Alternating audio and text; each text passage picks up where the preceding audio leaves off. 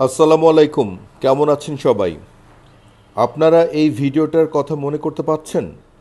আমি মাসখানেক পূর্বে আহ, একটি হাইব্রিড পেঁয়াজের উৎপাদনের কি অবস্থা ছিল সেটা আমি একটু দেখানোর চেষ্টা করেছিলাম। এটি সেই ভিডিওর একটি অংশ মাত্র। আমি আপনাদেরকে ওই সময় অর্থাৎ 24শে এপ্রিল 2025 ওই দিনে আমি যে ভিডিও শ্যুট করেছিলাম তাতে গাছের আকার, পেঁয়াজের বা কন্দের কিছুটা আহ, দৃশ্যমান অবস্থা এবং গাছের রং বা তৎকালীন পেঁয়াজের গায়ের রং কেমন ছিল সেটা একটু উপর থেকে দেখানোর চেষ্টা করেছিলাম।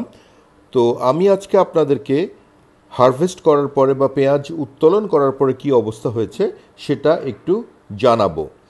তো এই পেঁয়াজের জাতের নাম ছিল ISL 924, অথবা আহ, সাধারণভাবে আমরা এটাকে ফলনরাজ বলে থাকি। আপনারা আপনারা যদি একটু মনোযোগ দিয়ে দেখেন তাহলে আপনারা পূর্ববর্তী ভিডিওর লিঙ্কটা আমি আমার ডেসক্রিপশন বক্সে দিয়ে দিব, দয়া করে দেখে নেবেন। তো যাই হোক, coming back to the point, আমি এই পেঁয়াজের অর্থাৎ ফলনরাজের হারভেস্ট করার পরে বা সংগ্রহ করার পরে কি অবস্থায় এসেছিল আমি সেটা এখন আপনাদের সঙ্গে একটু শেয়ার করতে চাচ্ছি। আমার দৃষ্টিতে খুব সাফল্যজনকভাবে উৎপাদন হয়েছে। আপনারা দেখতে পাচ্ছেন প্রতিটা পেঁয়াজের আকার, গঠন, রং সবই কিন্তু সমান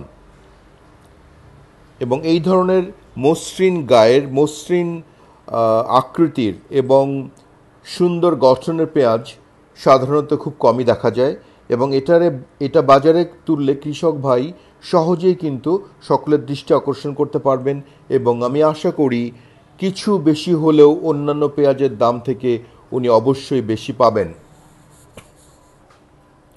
তো এই ফলনরাজের আমাদের প্রাথমিক পর্যায়ে ফলন হয়েছে 100 মনের উপরে বিঘা প্রতি, অর্থাৎ এটা একটি খুবই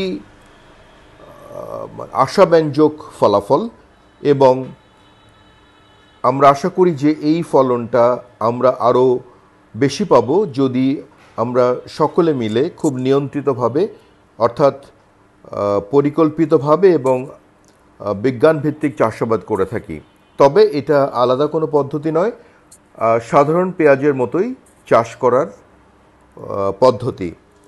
আপনারা যদি ফলনরাজ জমিতে লাগান তাহলে আশা করি বিঘা প্রতি 100 মনের উপরে সমান আকারের, মসৃণ, উজ্জ্বল লাল রঙের, গোলাকার একই আকারের পেঁয়াজ পাবেন এবং নিজে আর্থিকভাবে লাভবান হতে পারেন। সুধীমণ্ডলী, কৃষক বন্ধু চ্যানেলটি আপনাদের ভালো লেগে থাকলে অনুগ্রহ করে সাবস্ক্রাইব করুন, একটি লাইক চিহ্ন দিন, কমেন্টস করুন এবং সকলের সাথে শেয়ার করুন। তাহলে আমি উদ্বুদ্ধ হব এবং অনুপ্রেরণা পাব আপনাদের জন্য নতুন নতুন ভিডিও নিয়ে উপস্থিত হওয়ার জন্য। সকলকে আন্তরিক ধন্যবাদ।